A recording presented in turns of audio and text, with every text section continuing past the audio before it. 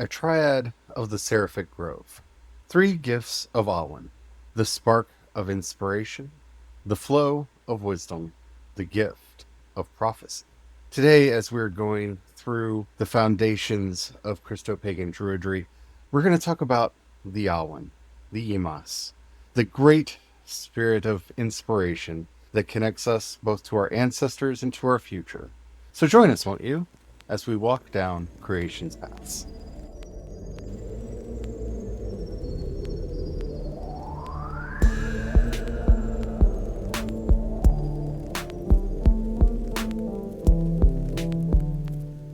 Hello, everybody. My name is Charlie, and I am a non-binary Christopagan Druid, and I am joined by my mischievous husband, Brian. Hello. He is also a Christopagan Druid, because I feel like that is something that he should say, but he is trying to make me laugh, because I suppose the Awen is upon us. This is such a foundational and fundamental episode, really is at the root of modern Druidry. It's very important to say that up front. Awen is an artifact of modern Druidry. We can see the use of Awen going back in Welsh poetry. It is a Welsh word, after all, for inspiration. We can see it going back in Welsh poetry long before its use by Iolo Morganwg in the Barthas. The specific way that he uses it in the Barthas, that we use it in modern Druidry, we cannot reliably connect to older traditions. Iolo Morganwg is a complicated and complex character in the history of both the Welsh culture and language, and in Druidry in particular.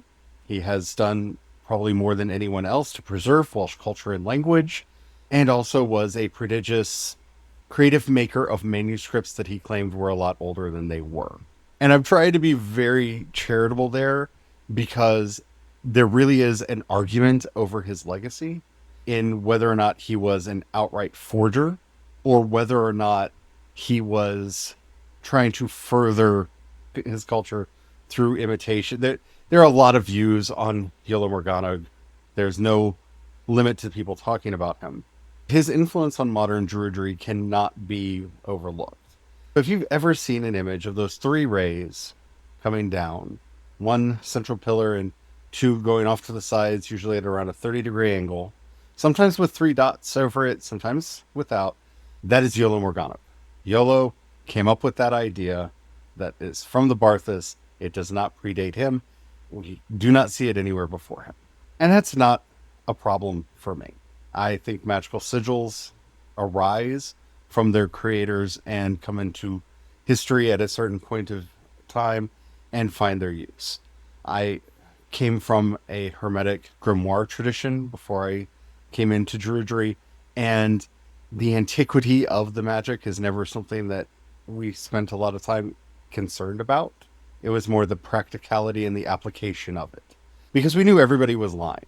When somebody said this is the work of King Solomon, it wasn't. When people said this is the work of Pope, it wasn't. Those were names that were applied for various reasons to the texts. And I tend, in a fairly generous way, to read a lot of Iolo Morganwg's work the same way, mainly because of his skill and craft, and that if he said that this was a 8th century Welsh poem, he wrote it in meticulous 8th century Welsh, to the point where if he attributed it to a writer we have stuff from, he matched their style and language use.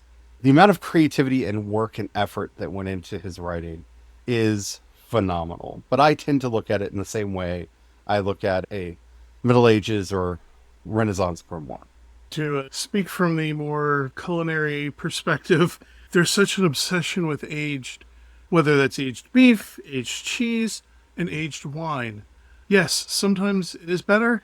Sometimes it is definitely not. What actually matters is, in the end, is it good? To be Christian for a minute, what is its fruits? And in the end, that's actually what really does matter.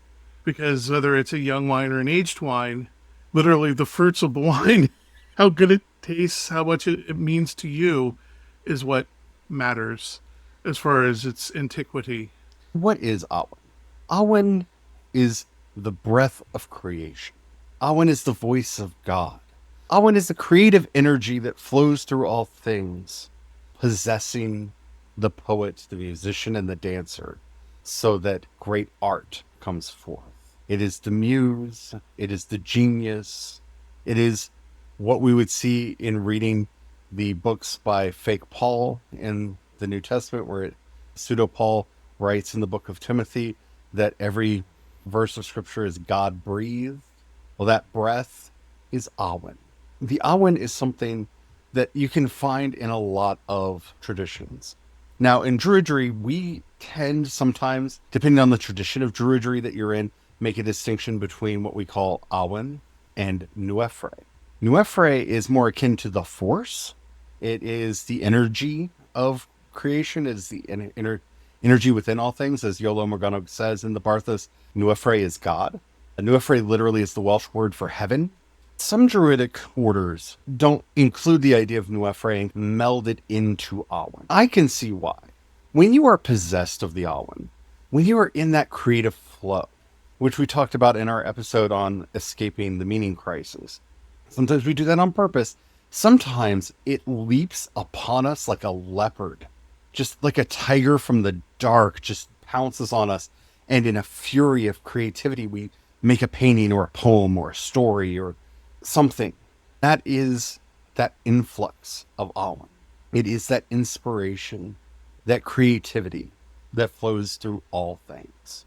We could wax on poetically about the Awen forever because, Awen really wants you to do that. It really is in its nature. But when we were trying to figure out how we wanted to talk about these issues, and I put together the triads for us to use for both personal meditation and for teaching, I thought for quite some time about the triad for Awen, because there are so many ways that you could say this and so many ways that it could be said.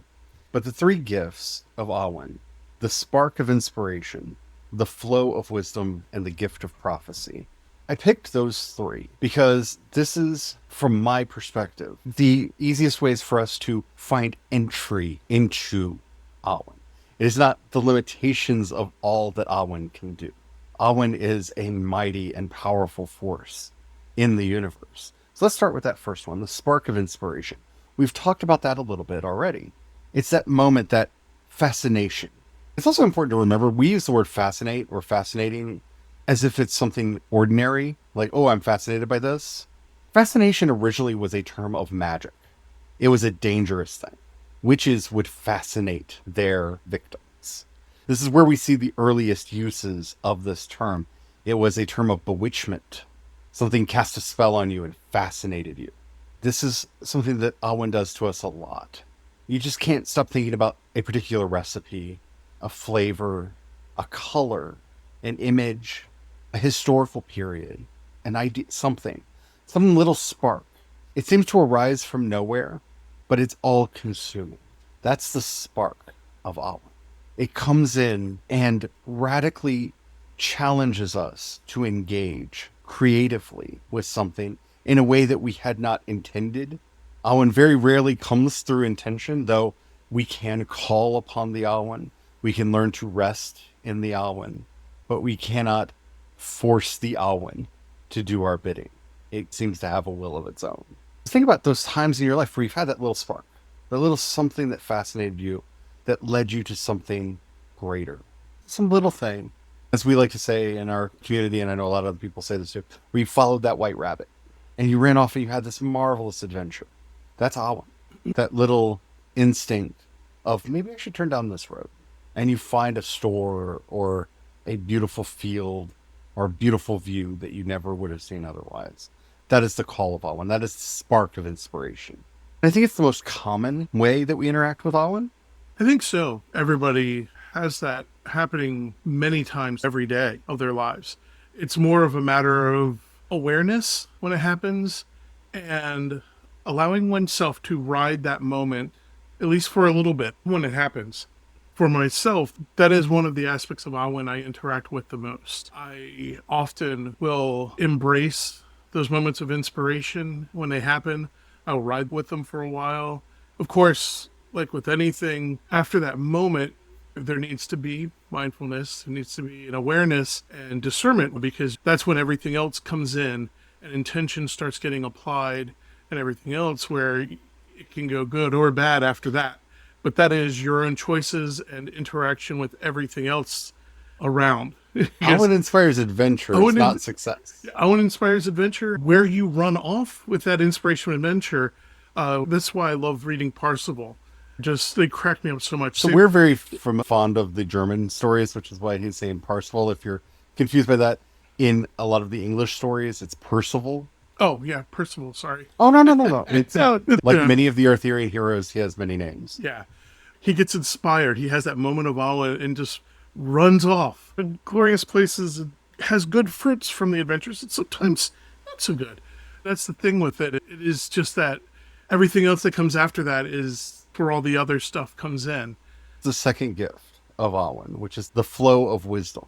I don't think wisdom is something that can be contained. We've talked about this quite a bit, and it will be something that we return to a lot. Wisdom, like truth, is relational.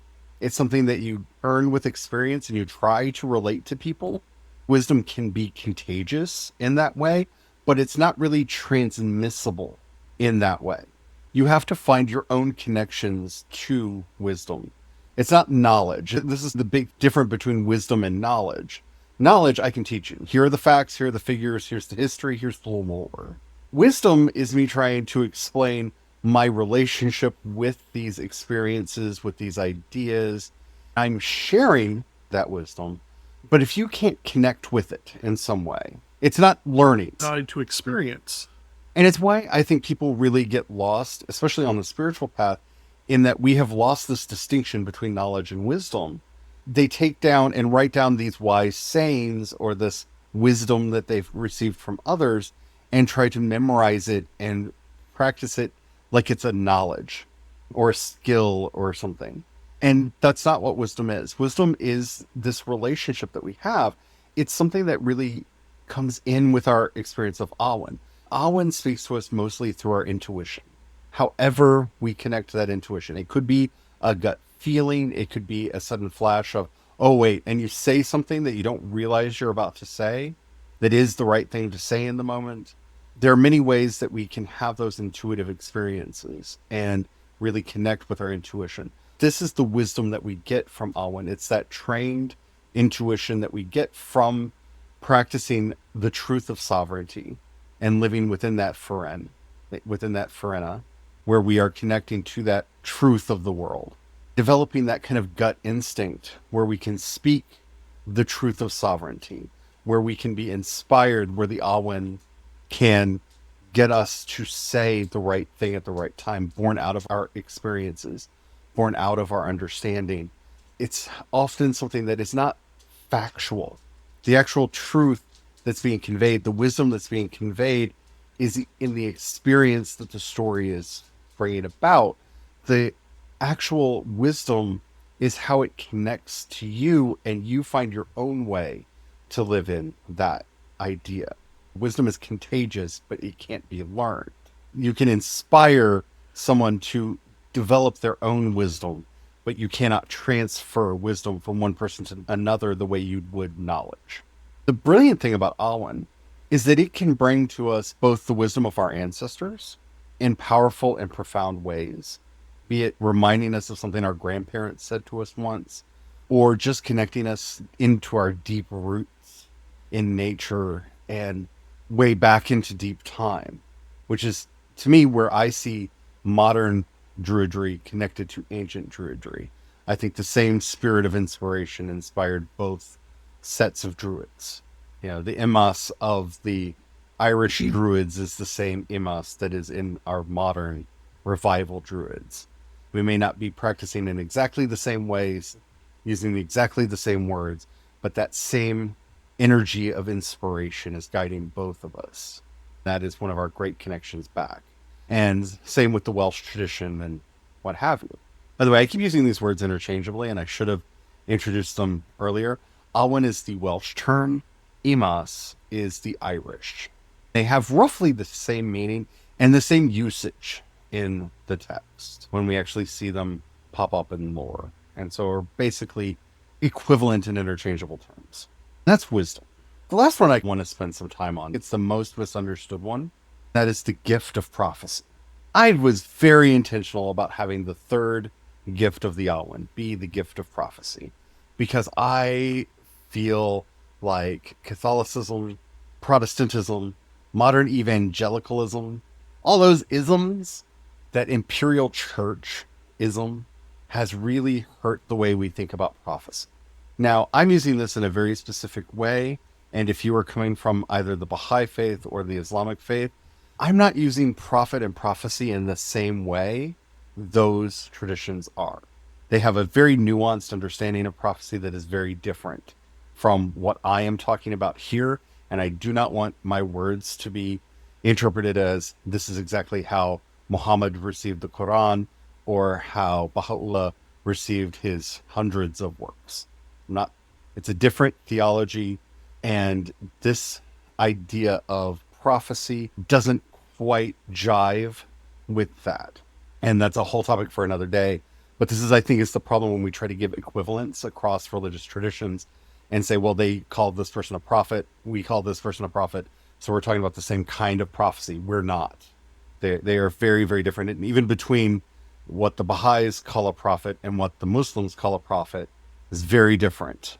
And I just want to state that for the record. Though I do feel that the Jewish prophets fit into the category that I'm talking about. Because in the Guide to the Perplexed, Maimonides tells us that God and the angels pass all wisdom and truth into the imagination of the prophet, where the prophet then gleans what they can from it.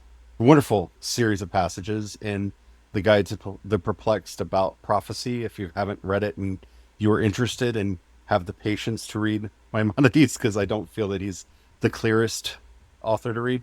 It's fascinating stuff. Highly recommend it. Prophecy is the interface that we have with spirit. Like Ibn al-Arabi talks about in his wonderful doctrine of the imaginal realms and how spirit speaks to us, that there is this place of pure imagination where the divine truth is carried by the angels and it has to get filtered into our imagination so that we can grasp it in the form that we have access to. It's always clothed in our words, our cultural understandings of things, our meanings and definitions that we put on things.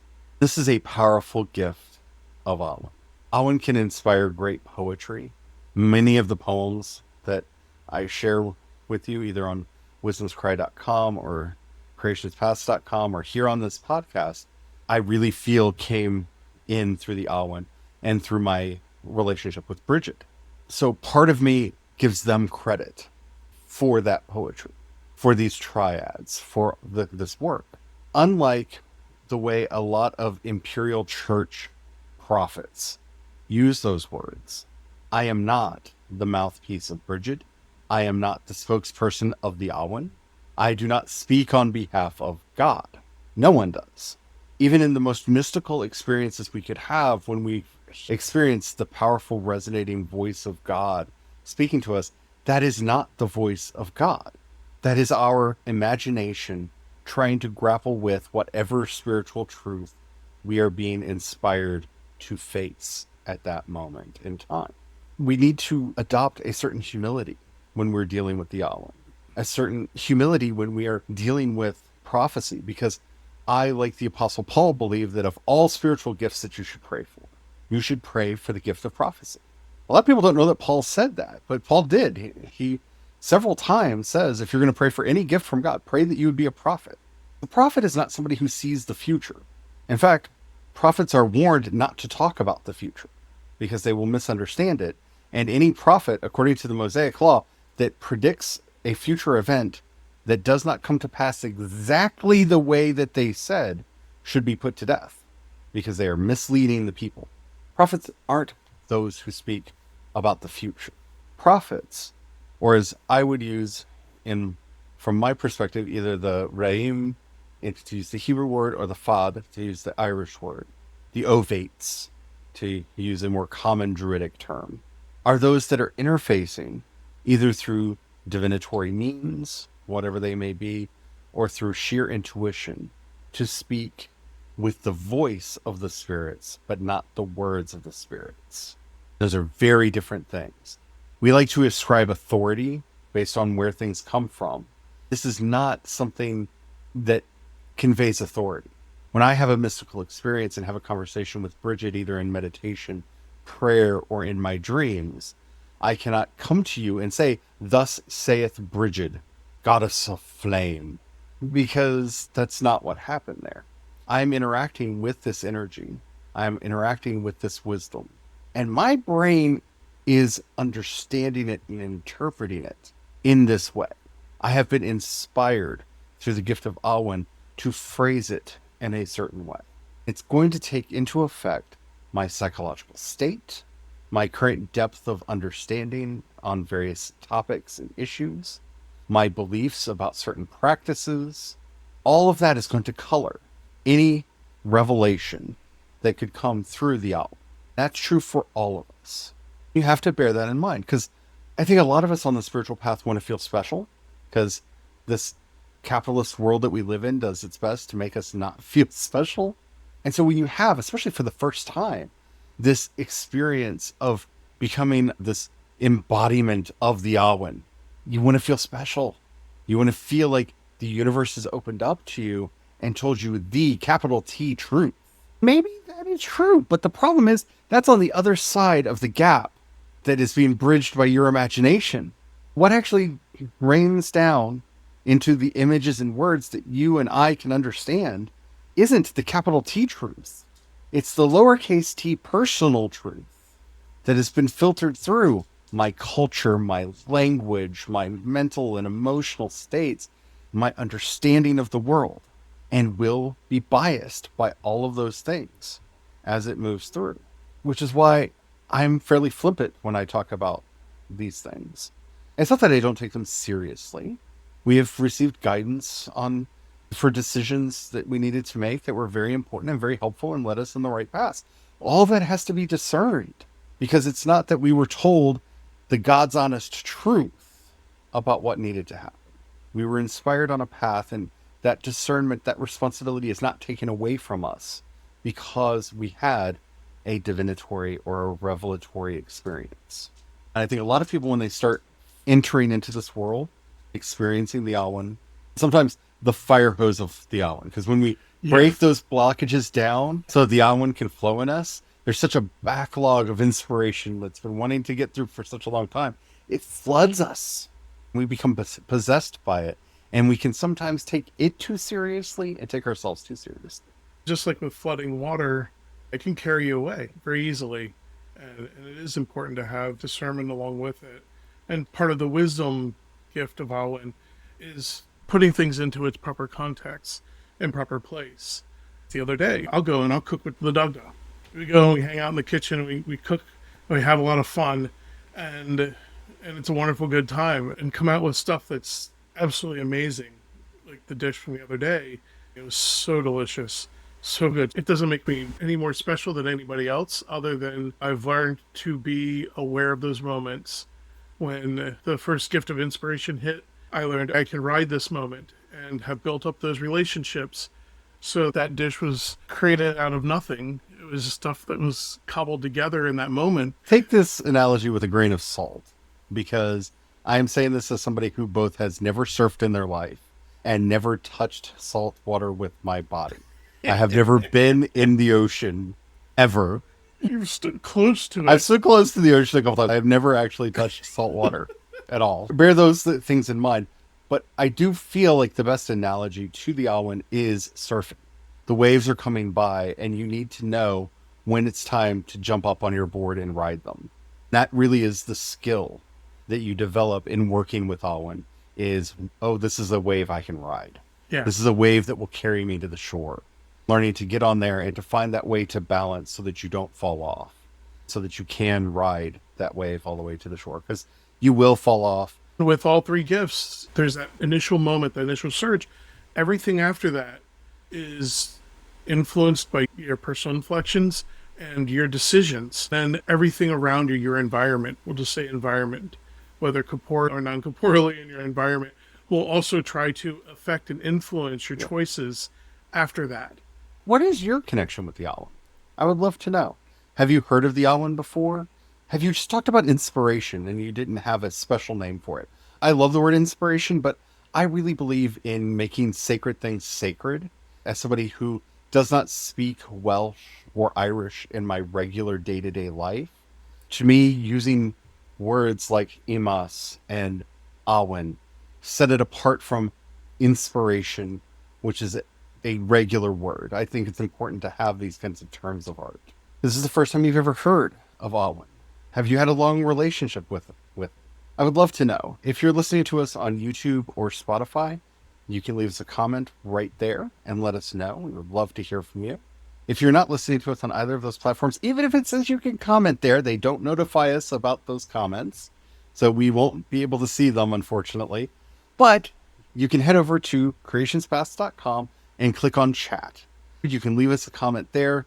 Let us know how you're interacting with the Awen and get a conversation started over there. I feel like I should say, I guess you could leave the comment and then copy and paste it. There you go. Because if you're in the app in the moment, maybe it's easiest for you to just leave the comment and then I guess copy and paste it later when you are able. Although Substack has a really nice app. Speaking of the apps, if you're listening to us on Apple Podcasts right now, please leave us a review. Give us a star rating and a review. Really helps us out a lot. Helps the app to grow. We are going to be trying to submit ourselves to be a featured podcast in the not too distant future on there. If we can get some reviews under our belt, it would really help us out to get that featured status. If you could help us out with that, that would be greatly appreciated. Also, if you can share this episode with anybody that you think would like it, that helps us grow as well. If you have a few dollars kicking around that you could send our way, go over to Creations Past, join the memberships there, or support us on Ko-fi or Patreon. I am C Dorset on both, CEDORSETT. And when you support on those platforms, that gets you access to all the things I do, including my music, my writing, all the things. Because, yeah, I also do music. And some people seem to like it. Like I like to say, isn't a gift to the Lord. It's really helping us do this as a full-time job. We really want to make the podcast that we wish were out there in the world. And since other people weren't making this kind of Christopagan content, we wanted to do it. Thank you to everybody who is donating. Really makes a huge difference in our lives. Thank you so very much. If you don't have any money to give, share what we're doing with other people and help us grow. That is equally as important. And if you have the money, do both. Until next time, may the gift of the Awen flow strong within you, guiding you to all the inspirations that you seek and that you need for health, wealth, and a glorious life. Amen. Amen.